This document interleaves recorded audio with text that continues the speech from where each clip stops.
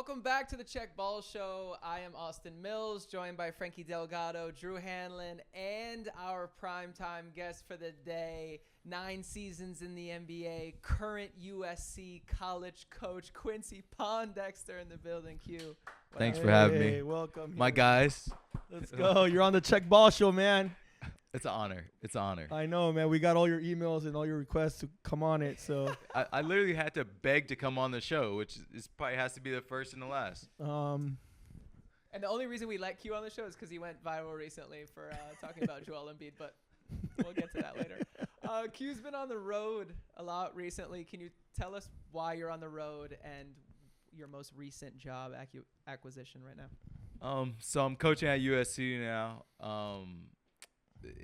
With recruiting now, it's every day. You're on the road every day. You're making calls every day, texts. It's a lot of work. It's so from the time I wake up to the time I go to bed, it's just nonstop recruiting. So, and then mixing in working with our guys, going to practice, meetings, making sure they get into class. But it's a pretty crazy job. you're like a babysitter?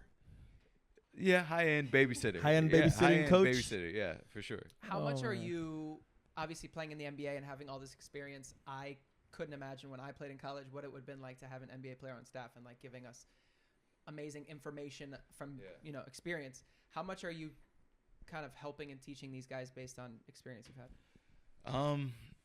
I hope I'm teaching them a lot. I think I'm one of the old guys now, so they're like, man, you didn't play in the league last year, so they probably don't care too much about how good I am. But when I do get a chance to get on the floor with them, show them what's about to be in the NBA, to work hard, to show them certain techniques, it really, really makes a difference in their game because they're still amateurs. So to learn something with your jump shot or a defensive coverage, it really, really helps them for their careers going forward. I think my biggest question right now, obviously when we played in college, we were not getting paid. And that was not a thing.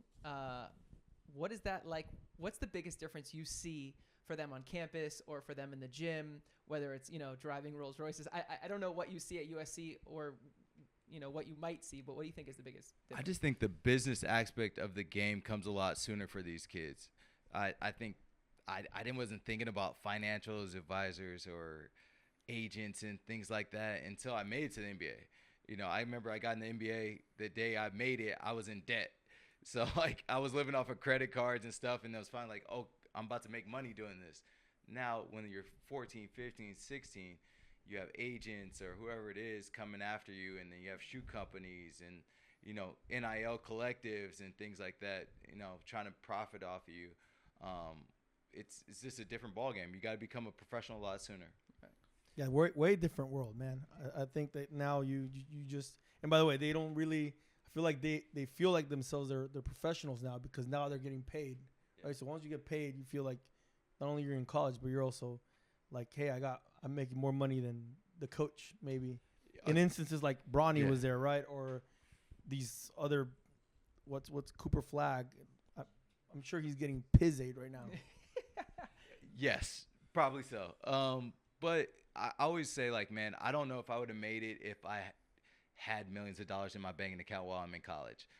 Being hungry kind of fueled me to help me make it. And it's just a different ballgame what these kids are going through now. They become their own corporations already when they're in high school, when they're in college. And so they have all these followers and people working for them. It's just a different ballgame, and it's not going to go back to what it used to be. We just got to get used to this next generation taking off and taking it further. Do you think that that's why it's for you it'll be easier to be coaching kids in college because you already come from that NBA mentality versus and what I mean by that is they probably have egos. Yeah. And now they're they're paid. Some kids are a little bit more bratty now, I guess, right? They must have a chip on their shoulder, hey, you don't tell me what to do. I'm paid already. I'm rich. Yeah, I'm rich. I feel like that. Yeah. I feel like when you get paid in the NBA, now you're the man, and now you things are on your terms, and I feel like I think there's still a level of I can still go kick their ass in basketball. So like, you know, that's what I'm saying. For like, you, so you're in a it unique helps. situation. Yeah. So, but it's still such a long way to go. Sometimes you might have to give them a little bit of the humbleness to say, hey, where are you on this draft board? Man, might not be on the draft board even though you're making all this money. You know, you want to have a not 1 to 2 year career or be on a two-way deal. You want to have a 10 to 15 to 20 year career. So there's, you know, different goals and different carrots to dangle in front of them to help them stay motivated and to get ready for the NBA. But I couldn't picture that when I was growing up in my days and to make money in high school or make money in college. You know, it would have been a little bit different journey. Now, being at USC, Q, when you're recruiting people now, how much of it is you being able to tell them, hey, I've been in the NBA, I know how to develop, you know, I had to develop myself into an NBA player, versus how much of it is talking about the NIL money? You know, because I've known some players that basically said the conversation starts at this number, but how much of recruiting is, hey, we can, you know, turn you into a better prospect, and, you know, the end payday is going to be even bigger than the NIL money is now. I definitely think, you know, having the expertise of being a former NBA player, it definitely helps. It might get you a few conversations, might get you in the door. Playing for someone great like Coach Musselman, you know, definitely goes a long way, who has an NBA pedigree. But at the end of the day, these kids are becoming so much about money, whether it's their entourage or their group of people that are working for them. They make it so much about money, and they lose the sight of the game or what situation they might be that can help them win. So, you know, you might go to bad school for a lot of money, but it's not the right end goal situation for you. It might not help you produce and be a better basketball player or have a 10-year career. It might set you back. So, you know, I remember I've talked to kids and been like, you know what? We haven't talked about basketball in the last 6 weeks or 8 weeks. We need to get back to talking about basketball and how to develop you and, you know, all these other things instead of talking about the business aspect of it. Like, you need to come to school for the basketball part, to work on your holes and things like that, because, you know, these kids get too enamored about the money too much. Yeah, you saw in the news with UNLV how that kid from the quarterback was like, hey, you didn't pay me, I'm out. Like, that's draft stock. You know, I don't know if the kid was on draft boards, but if I'm a GM in the NFL and I see a kid quit on an undefeated team just because of money, that's not a guy that I want on my team. And again, I don't know how good he is. I don't know. He could be an amazing person, but the only thing that stands out to me is if I was getting ready to make that call and say I'm drafting him, that has to run through your mind, man. If he's willing to quit on his team, what is he going to do when times get tough in the NFL, et cetera? Drew, that's a great point, but some people don't have NBA or NFL aspirations. So sometimes he's like, I got to make and capitalize as much as I can in college because I know my professional dollars won't be there. So if I could, you know, whatever I made this year and, you know, redshirt the year, and I could go somewhere else and make 2-3 times X, that's where this generation is heading. They're not thinking about, you know, I went to school for pride. I went to school to be a Washington Husky and be a part of that, you know, lineage and heritage. They don't care about that. They don't care about school pride no more. They care about Tik Tok and no, their brand alma deals. mater. Like, no one has like a Washington alma mater plate that they're happy about or a degree. They just, you know, I got this much out of this school at this point in time. Maybe I'll go somewhere else next year. And before you know it, they got 3-4 different universities on their name, and you know, they're trying to make money. I can tell by Drew's answer or question that he doesn't respect that, but like at this point, it's not about us respecting anymore. You know, you don't like at this point. You gotta be like, he gotta pay for his bills. You gotta think about like his house or whatever his parents are going through. Like maybe they're going through something, and he was gonna use that money to take care of his mom. Like, I see both sides, because I do think if he was promised something and maybe they were contractually obligated to give him things, then that's their fault for not following through. So I'm 100% on the player side on that. I also think back when I was in college, and, you know, when I was in college, I used to get in trouble with the NCAA all the time because I was training NBA players while I was in college. And so it would be like, Drew, you're not allowed to fly on David Lee's private jet. That's a violation. I'd have to write a letter to the NCAA and ask for forgiveness. I did a charity concert one time where I had a bunch of the St. Louis rappers perform, and all the money raised was going to Haiti.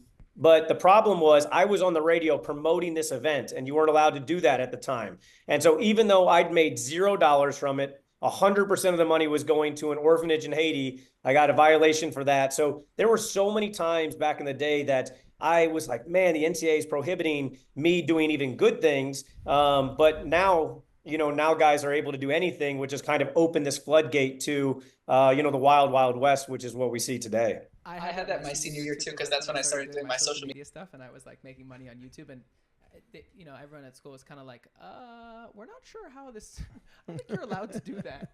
But it's funny now because today you see how social media can like either help or hurt these guys. I don't know if they ever did this for you, Drew or Q. Sorry, Frank. But like when we were, when we played in college, like they would bring in specialists, that would scour our social media and put like our bad tweets or our bad Facebook posts up on the screen and say like, look how much this can hurt you. You see TikTok and social these days, you see Jared McCain, everyone loves him. He has a great personality. It's obviously helping him. And then you look at the kid, Mikey, who, had the situation he had and was a little setback, but he's been on all these podcasts and kind of saying the wrong things. And you look at the comments on Twitter and people are like, this guy needs to just shut up and play because he's hurting his stock. Like it's hurting him, not helping him. Social media is one of the best weapons for a sport, and it can also kill you.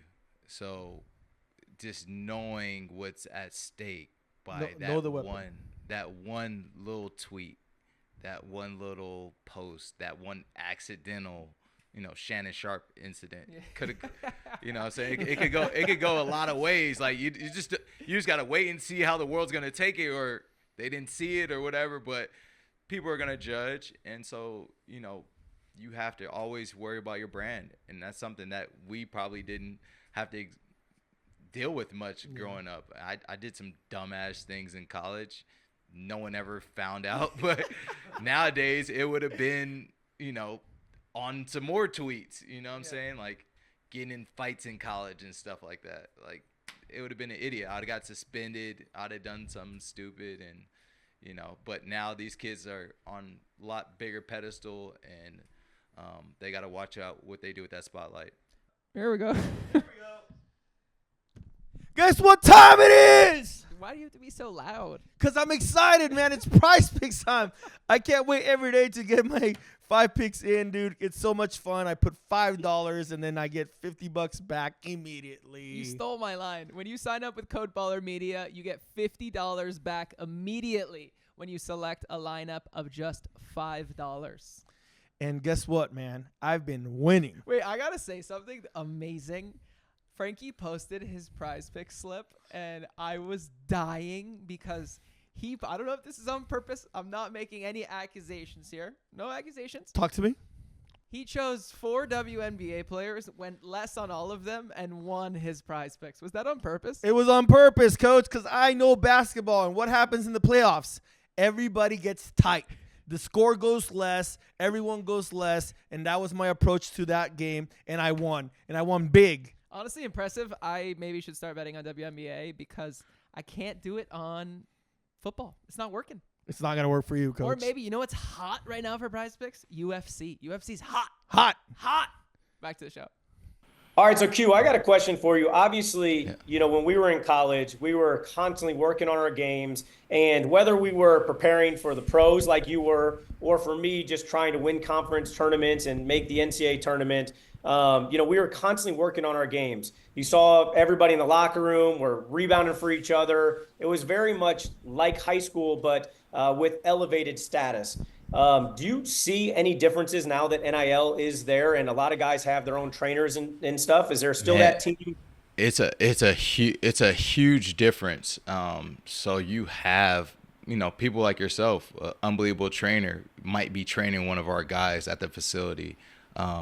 We've had Handle Life, Johnny comes by, and some other guys are individually training our guys like pros now, which is a lot different. From I had managers and our video guy rebounding for me and my teammates rebounding for me, and we played a lot more pickup, and I think that's the biggest difference. Now you have every kid needs to see, they need to have what the NBA guys have. They need to have the NBA trainers. They need to have the NBA facilities, and whether it's strength coaches or yoga, it's just a lot different approach to the game than we had in college. And it's nothing negative on it, but it's just they work on more skill set drills and a lot less playing, a lot less 1-on-1, 3-on-3, 5-on-5. And these guys are able to take care of themselves. They're able to pay for it and have the best of the best. So, is that a good thing or a bad thing? I think it's a good thing. I think the whole overall training is a good thing. I think the market's a little oversaturated at times, where you might have a trainer, you might hire a trainer that you think is good, might not be the best, but It's everyone has to have their own trainer now. So it's like it's too much sometimes. But or they want to hear so many other different opinions instead of saying, this guy has a valuable opinion that I honor, and that's what I have to get better at, instead of, some guys like, I got to shoot so many threes. No, there's other holes in your game you got to work on too, or just work on your fundamentals of your shot, which I think goes a really long ways. Say too, the other thing that I've noticed is I actually got asked today. I was in the Pacers practice facility and I was working with Tyrese Halliburton, and some of the coaches were asking how, because Rick Carlisle's awesome. He, we always have great conversations and we're always on the same page. We're obviously trying to push Tyrese to be the best player that he can possibly be, and also help, the team win. But they were asking me about how other coaches are, as far as are they welcoming? And I was like, honestly, I've had to, spend the last decade really building rapport with all the coaches so that they trust that I'm telling my players the things that they want them to tell. We're all relaying the same messages. Mm-hmm. Do you find it hard at the college level, where there's so many different trainers, parents, AAU coaches, financial advisors now, NIL managers, trying to get everybody to the pros, especially at your guys' level? Do you find it hard to be as welcoming because you don't really know what those messages are and if they're going to help or hurt the team? It's twofold. So you have to really be welcoming to these people, because you don't want to ruffle the feathers of your player, especially if he's a good one. Like, everyone's a free agent at the end of every college season, as you can tell, sometimes during the season. That's crazy. So if you don't work with them a little bit and say, all right, you can work with your guy, but we're going to work on your stuff too, like when we have some time. But you can't ruffle too many feathers with that, because you don't want to lose the player ultimately. But you want to give that guy advice. You want to have a good relationship with them. You want to say, we're working on this in our offense. Maybe this is a weakness that you have to look at, and try to build a great rapport with them. That's what I was saying. Like, you now have to walk on eggshells around them, because they have so much power with being a free agent every year and having all that money. It just feels kind of always, though, like when I was in college, coaches kind of had to do the same thing. Certain guys, you just have to tiptoe around with their personalities, because you never know, if they're going to explode or if they're going to transfer or what they're going to do. Yeah, like, they're not letting my guy in here, and you're like, yeah. Now the kid wants to leave. Like, nah, let them in, let them work. If they're in the gym working, maybe they're getting some good out of it. Maybe it's 25% of the 100, great, but we'll work on the. So we talk about Caitlin a lot on this show. Obviously, she's like the best thing that's ever happened to the WNBA. She's unbelievable. Incredible. She would beat you 1-on-1. Okay. You have Juju at your school. How much have you seen of her, and how incredible actually is she? I've gotten to follow her career for a while, especially social media, and seeing how good and developed she's been. One thing I can say, she's one of the hardest workers on our campus. The way she handles herself is like a professional. She knows what's at stake. She knows the spotlight, and she's ready for it. I think she's an unbelievable player, and I think she'll be one of the best women's players of all time. If you were to close your eyes and pick one random player on the USC men's basketball team, and they were to play one-on-one versus Juju, what's the score and who's winning? Wow. Anybody that she could compete with, that's first off, you can say anybody, and then the second one you'll say just a scholarship player. Could she play in the men's league, in the men's team? No, let him answer the first question. Let's start with that. Juju has game. Like, game. Right. You know what I'm saying? She has a skill set. Her moves they're not usually like what women would make. And so I think it translates. I think she beats everybody probably. There he is. So now I'm gonna go back to my statement. I'm Mr. Positive on everything. I love that. I love that about you. Or maybe He's got a job to protect. Or maybe he's just real now, and you have to realize that girl basketball is getting better and better and better, and Caitlin would whoop your ass. Do you think Caitlin would whoop his ass? Now today, not Austin. No, Austin's my guy. He has some. He could shoot. He could shoot like cool. her. He She can shoot better. Q knows. Man, She shoots in the middle of a game. She's shooting like in a game, dude. Like she's making Who's those taller? shots. Who's taller? I think they're the same size. I think she's 5'10".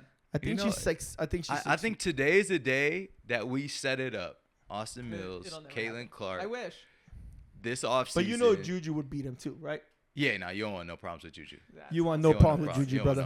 Nope. That's also 100%. You don't want no problems with Juju. You do not want no problem with Juju or Caitlin Clark So or Q. Asia Wilson. So Q, just to clarify, you think that Juju could play at the Division I men's, level? Like you think that she could? For sure.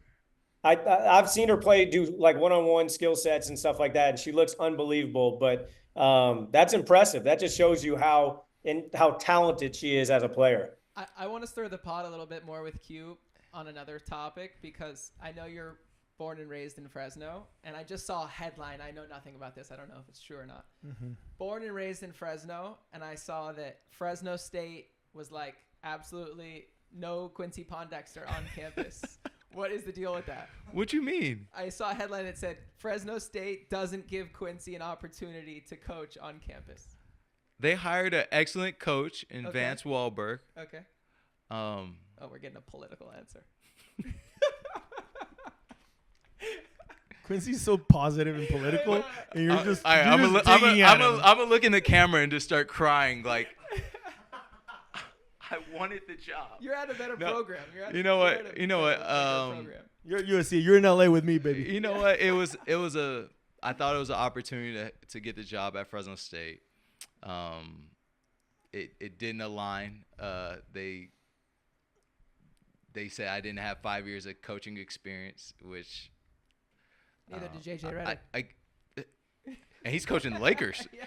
There you go. That's a little bit better than Fresno State. Shout out to JJ. Q should have been a podcaster before. He wasn't podcasting enough. I don't know. I guess the committee's a little bit different, a little bit higher qualifications to coach at Fresno State than the Los Angeles Lakers with LeBron James and Anthony Davis. But, things happen. Life goes on. I will be lying to say I wasn't hurt. I was devastated. Yeah. You guys know I always brag about Fresno. It's my hometown. After my season, I was living right back in my house in Fresno and just waiting every day by the phone. And the opportunity didn't come. And some things happened, and some personal relationships were broken from that. Of course. You got a better job. It literally worked out. Some people did some things that I'll never forgive, and I'll remember what you this can happened. forgive, just don't forget. But this is a true story. I wanted this job so bad, and my dad's like he's like the wise old man all the time. So he'll be like, I don't want you to have that job. Like, I don't want you to be there. You're too good for that. Like, God's gonna send you somewhere else. And I'm the whole time like, no, Dad, like I want this job so bad. And he's like, nah, some God has some better plan for you, and your journey is bigger than Fresno, and that's what's helped me cope with everything. Everyone thinks I'm all devastated about it, but it happened. It moved on. But to you, it's more because it's a heart thing. It's not like it's. I said I was gonna do it for free. There you go. That's what I'm saying. Like I didn't want salary like crazy. some other people took. Like I didn't want that. I was gonna give it back to the program. I was gonna give it back to the community. And I want to build a really, really good program for the city I care so much and love about. I love. So you listening? Fresno? You had a real one here, and you let him go. He'll be the head coach one day. I don't know. Their coach is like 70, so he's gonna last another 20, 30 years there. Oh, I thought you said he doesn't have many left. All right, moving on to excellent coach. Excellent coach. He is an excellent coach. Moving on to a more positive note, you went viral recently. Drew's client and your good friend Joel Embiid, you came out and said that you helped get Paul George to Philly. I had a small little bit of that. They said you were the guy. I'll let Joel answer that. I'll let Joel answer that. I had a small little bit in it, man. What was it? Like, how did it work out? Just connecting them, getting them to talk on the phone. Like that was. So Philly owes you a little bag. And then no. Philly owes you some courtside seats. That's for sure. Maybe I get lucky and get a ticket to a game. That would be pretty cool. Yeah. Well, Drew, I actually want your opinion too, because I don't think we've talked about it since this report has come out. Also, Q, I want your opinion, but they said that Joel is down like 20 to 30 pounds or something. I don't know if these things are true. I just read them. He looked good on camera the other day. We were talking on the phone, and he looked a lot skinnier. We just hung up as I was pulling up. And he is down, and he's been using the sauna every day. He's been locked in on his diet. The biggest thing is he just wants to be healthy for the playoffs. So that's always been his goal. I told a lot of people that after he got the MVP, he literally told me in his car, he was like, I would give back this MVP if it meant that I got one healthy postseason, not like to win a championship. He just wanted a fair shot with a 100% healthy postseason. And he said he would have cashed in his MVP to get that because he's like, I'm so confident in my abilities to get it done if I'm healthy. I just want to be healthy when it matters most. Drew, we both know him really well. He's close. All of us know him really well. He's one of my closest friends. He doesn't get enough credit for being such a winner. He cares about winning. Like, he's able to do what he would do and score 30, 40 a game, whatever it is. He could score more if he wanted. He could score more, like, for real. He's laying his body on the line every single day to play, and I don't think he gets enough credit for that. He's going through a lot of pain sometimes, and, he just wants to win. We finish a call, he's like, damn, I got to be in the playoffs. Damn, I got to get to the finals. Damn, I want to win a championship. Why he sacrificed this summer is because he wanted to be a part of something winning with USA Basketball. And so, he needs to get a lot more credit for that. Yeah, I agree with that. I agree because JoJo, talking to him weekly basis, every time he's all about, like, if I'm healthy, I'm going to be the best player again, but I have to be healthy. It's all about him being healthy. But then he plays and sacrifices his body when he's not healthy. And then that's when the bigger injuries happen for him. And I think that's what he needs to take care of himself this time around so that he's ready for the playoffs. If he can't play, if he's not 100, he shouldn't be playing out there. No one wants to see him at 100%. I don't line anybody up in the league. He's the best player. He's the best player in the world if he's 100%. 100. I agree. So Tyrese Maxey, Joel Embiid, Paul George, how many games are they winning, and where do they finish in the East? More or less, and this is for Price Picks, baby. More or less. 40. Oh, I can't answer this. I'm an NCAA affiliate. I can't. More or less. I saw everybody on this. NCAA, can I answer this? Where are they finishing? They all win. Where are they finishing in the East? 76ers. Yeah. Joel healthy, top 3. All right. Joel healthy with the Knicks. Because it's not about that. He's gonna miss games back-to-backs and things like that. I don't think he'll be playing too many back-to-backs. A lot of those teams are loaded for regular season success. Boston, they're deep. The Knicks, very deep. After that, I think Philly's Milwaukee. Right, very good. You cannot stop at Giannis in the regular season. And can we? I mean, I think he worked on his game this summer. I think he's going to be a little bit of a different player this summer. Who, Giannis? Giannis. Why do you think that? Because he was coached by the best. No, because he got married to a woman from Fresno. Yeah, a woman. Okay, why. He got married with. That's a woman why he's going to have a great season this year. And a white woman from St. Louis.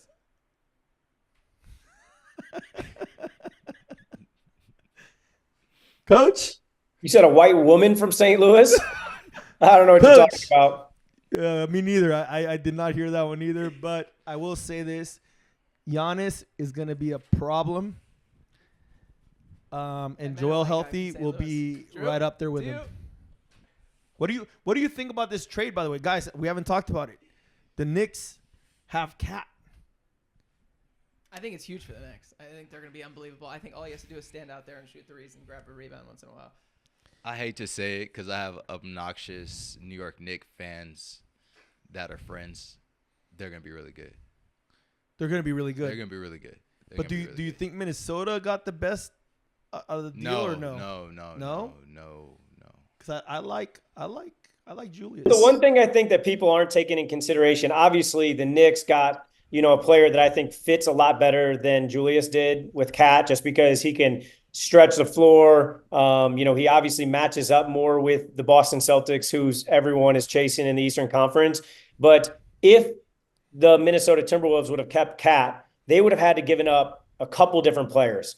And so I think that that's the thing that people don't realize is I think that when you're judging this trade for the Knicks, you're going to judge the next couple of years because the Knicks are obviously all in trying to win with this core unit. Whereas for Minnesota, I think they're looking at it more of a, hey, we'd love to win now, but Anthony Edwards is our guy. And we have to build not only just for these next couple of years, but we have to build for his entire prime. And so I think that that's what they were doing is they were more so saying, hey, we would love to keep Cat, but financially we just can't keep this core group together for long enough. So what we need to do is maximize Anthony Edwards' window. And so that's why they kind of pushed their chips to a later date, it looked like.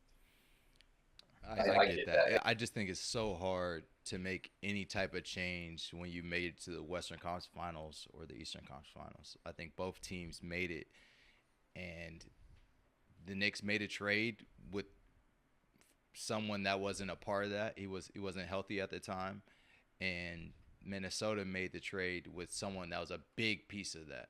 So how does that move going forward? I think it's always tough. I think, I've been a part of it. My team went to West Conference Finals with the Memphis Grizzlies, and we fired our coach. The grit and grind Grizzlies were never the same from that point, and it's always a lot of what ifs. We did well with the Pelicans with Monty Williams. We fired him after the season when we weren't supposed to make the playoffs. You just don't know how the team's going to take it. You don't know who really loves each other. And, sometimes that chemistry thing is very, very fragile. You mentioned the Celtics earlier, and you just talked about your career a little bit. 2018, you played on the Spurs with Derek White, who at the time, was a very different Derek White. Yes. Did you ever think that Derek White was going to be an NBA champ, win a gold Team USA? Medalist. I love Derek. His first 20 games with the Spurs that year, he struggled bad. And Coach Popovich stuck with him, kept giving him confidence. And at one point in time in the season, started to click a little bit. I think he had like a 20-point game here against the Lakers. And then from that season, he wasn't just on the straight up, but you start seeing glimpses.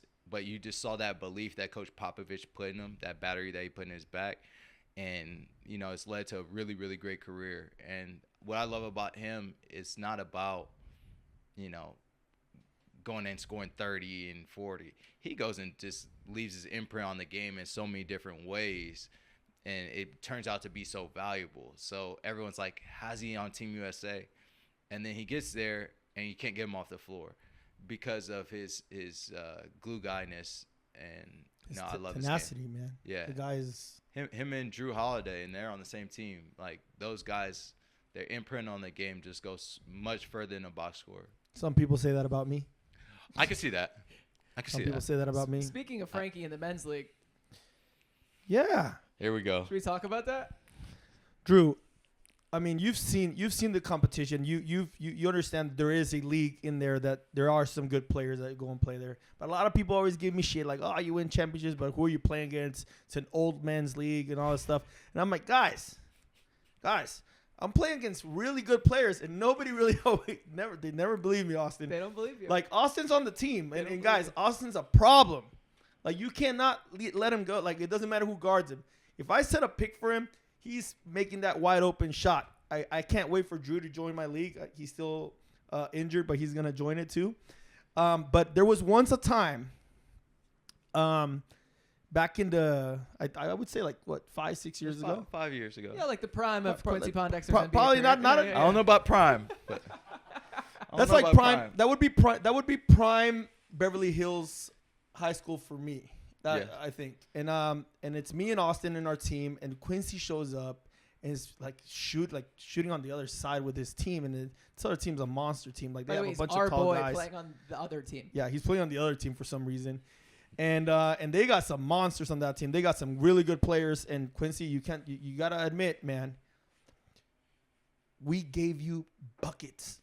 We gave you. I don't even think the game was close. A beatdown. It was a blowout. You were so frustrated with my tenacity defensively ways of getting in your head that you didn't know what to do. And I was so proud of that moment on myself that I said I should just retire after this game, because that was Quincy Pondexter. That was Q right there, where I couldn't believe how good I did against you. And then you did your thing, and then you scored you gave me like 25 in the second half. But I was already at that point where I was like, should I even play anymore? Should I I didn't even lace up at that point. Can I tell my side? You can tell your side, yeah. So I get a call. My friends are playing this league. They say, "Hey, come join." I had my day of workouts. A lot of excuses coming. I can't wait for this. You know what? I'm gonna go hang out. I want to go enjoy basketball and just be one of the guys today. So go play with a couple of buddies. Shout out to Jason Essex. Shout out to Kemper. Yeah. Shout out to all you guys that got beat up. I'm playing against my boys. So I'm not trying to ruffle too many feathers. I'm passing the ball. I look up at the score. We're down like 20. I'm like, Austin's killing us, hitting shots. Frankie starts talking shit, and I'm like, all right, man. And something happened right before half. I think it was like 0 for 1 at halftime. And you were like 0 for 5, but yeah, it might have been 0 for 5. One of those. So I was feeling myself, because my job was, I'm gonna guard him, and I need a double at some point.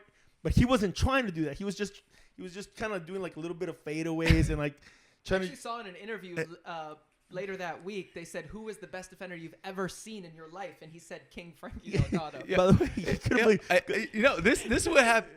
No. It went like, well, defender or shit talker, because there was two different worlds. Because I won't beat you with my defense. I will beat you with my shit talking and getting your head. And at some point, it's a little bit. So I had missed a shot, and I was frustrated. I think you guys made a shot, and I went to go get the ball back. And I was like, yo, give it back. And my friend Kemper shot from half court. And I cussed him out.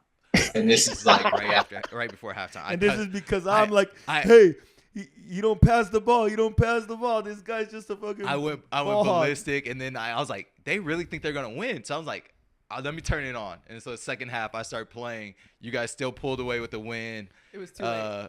But I also didn't want to get kicked out of Hyde. That's that bottom line. The bottom line here I did not want to get kicked out of Hyde. So I wasn't going to beat them, ruffle any feathers. I wanted to go to Hyde. Fair enough. I will say that you were very competitive with me in the second half, not in the first half, and you did give me 25 straight points maybe, but there was no help being sent anymore. Yeah, no. So Q, one of my favorite photos that you've ever posted on Instagram is the one where you're like guarding Kobe. Yes. 9 seasons in the NBA, you played LeBron and Kobe. Can you talk about the difference in those two guys?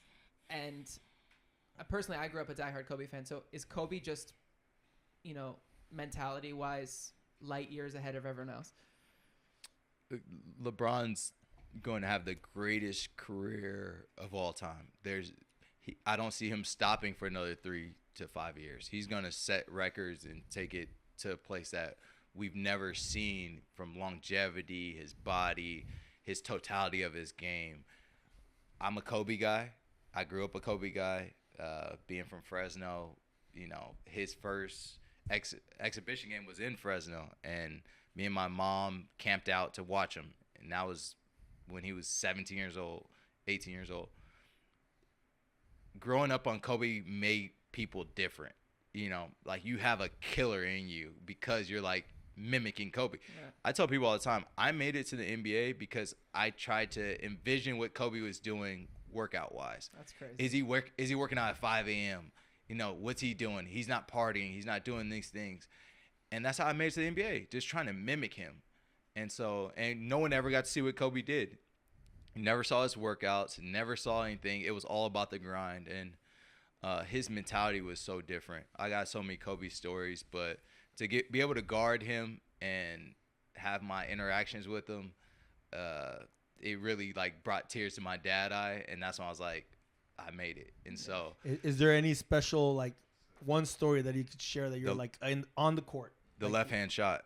The left hand shot. The left hand shot. Yeah, it was me. He hit the left hand shot on me. So yeah, I've told it before. I'm gonna tell it again. There's a couple Kobe stories, but I'll tell this one. So Kobe had hurt his shoulder against Houston, I want to say, and he wasn't supposed to play, but he was filming the movie Daddy's Home and had to play. And so during warm-ups, he always got there 3 hours before the game and warmed up. And I'll always go there just do my warm-up at the same time, and did that my whole career, and watch him. So like in the corner of my eyes, I'm looking at him the other end. So he's filming his scenes. I'm like, he's not warming up. Like, it's not like Kobe. He's shooting every shot left-handed between scenes. I'm like, all right, this is different. Like, he's not working on none of his game. I would see usually like what he worked on in warm-ups, he would implement in the game, like catch it some spots and do the same move. He's not doing that. So he films the scenes, finish. We're playing in the game, and he tries to be a little aggressive in the first half. Then he just becomes really passive. So he's just passing the ball left-handed, passing it right-handed.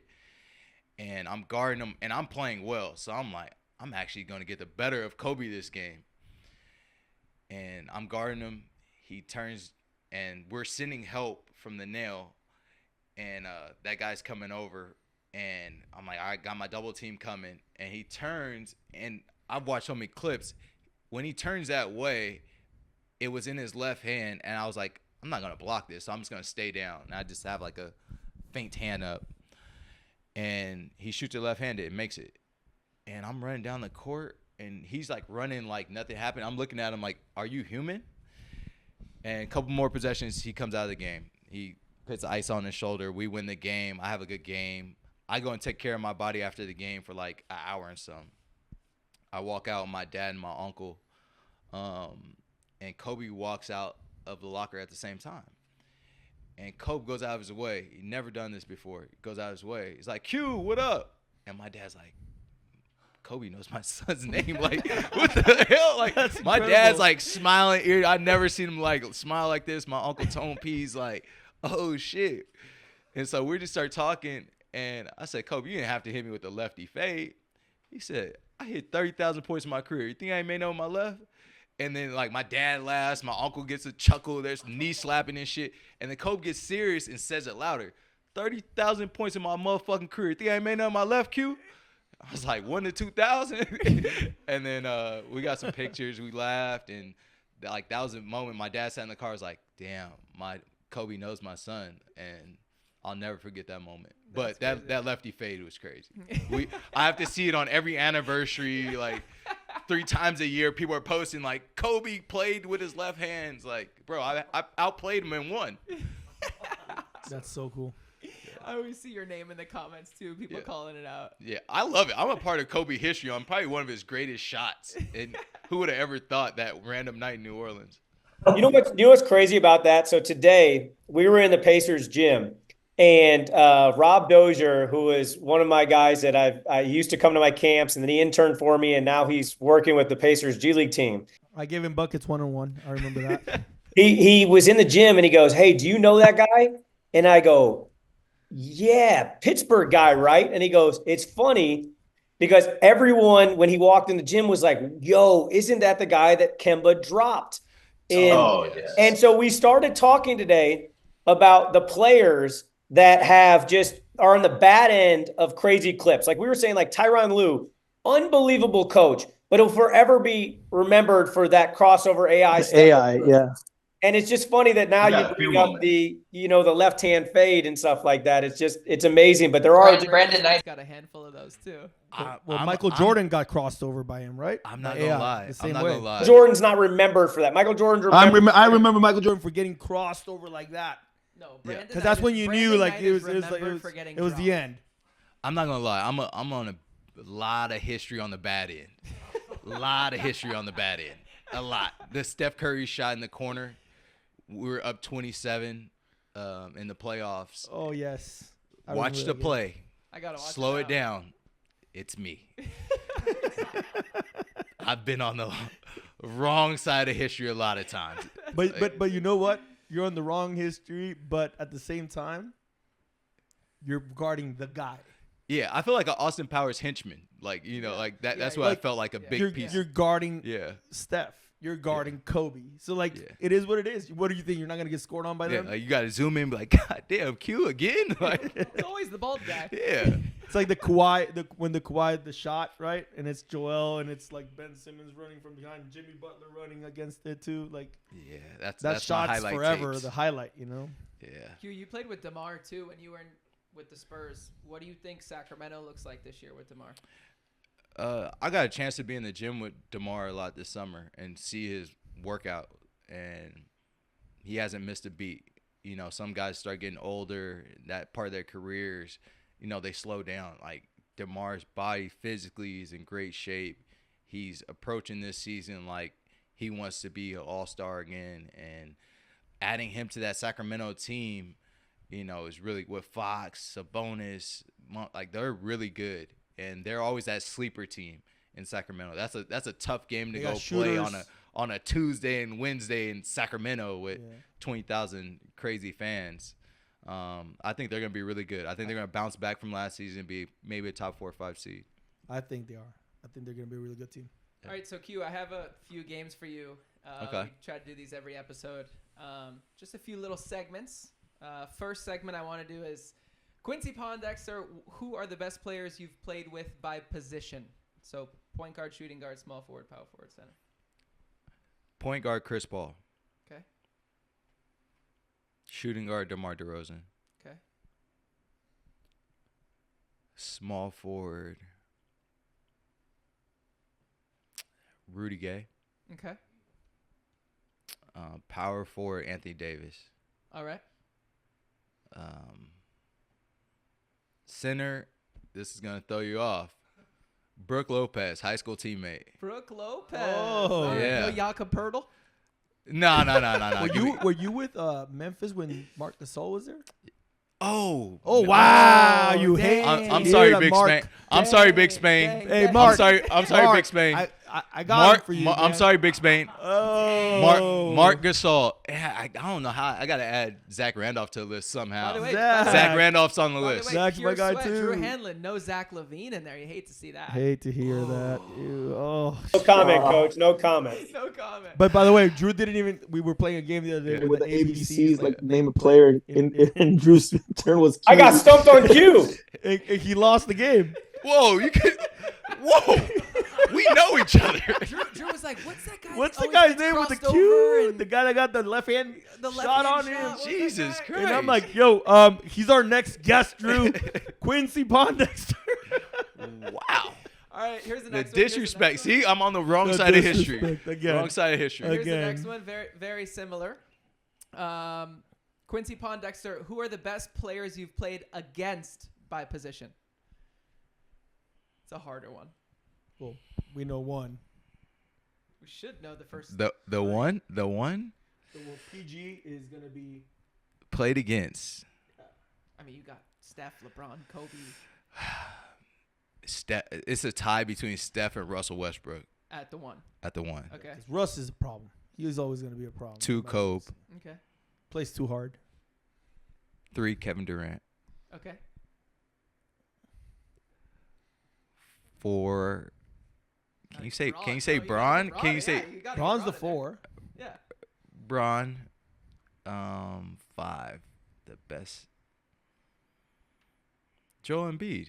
So there you go. Oh, That's how you easy. get your goats right Yeah. there. That's your top 5. That's a crazy Trust fact. process. Trust the no more process over there, man. It's time to win. All right, here's the Here, rename it the end goal. All right, rapid fire. Last little segment. Just as fast as you can. First thing that comes to mind. Best NBA city. Miami.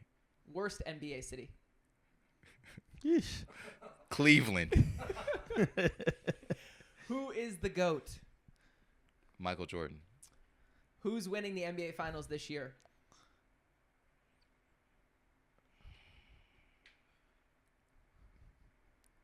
The Knicks.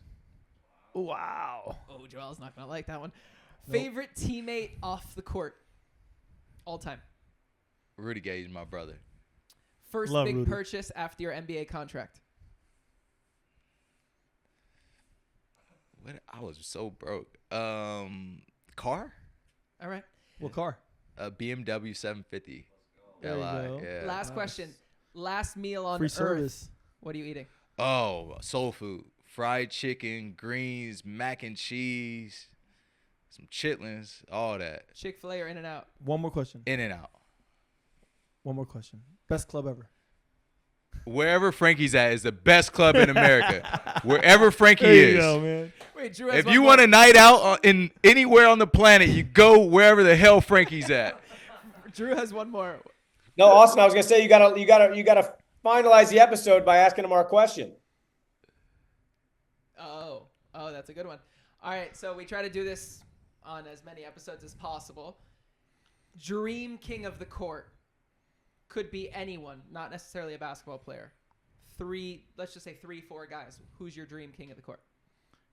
Any person Just in the for world. fun. Any Doesn't have to be like competitive. Like right now. Right now. No, it doesn't matter. Any time in the history of the world, if you could play with 3 players, 3 people, who would you want to play with? Man, I just want to hear a lot of shit talking, so you got to go with Mike and Kobe. Okay.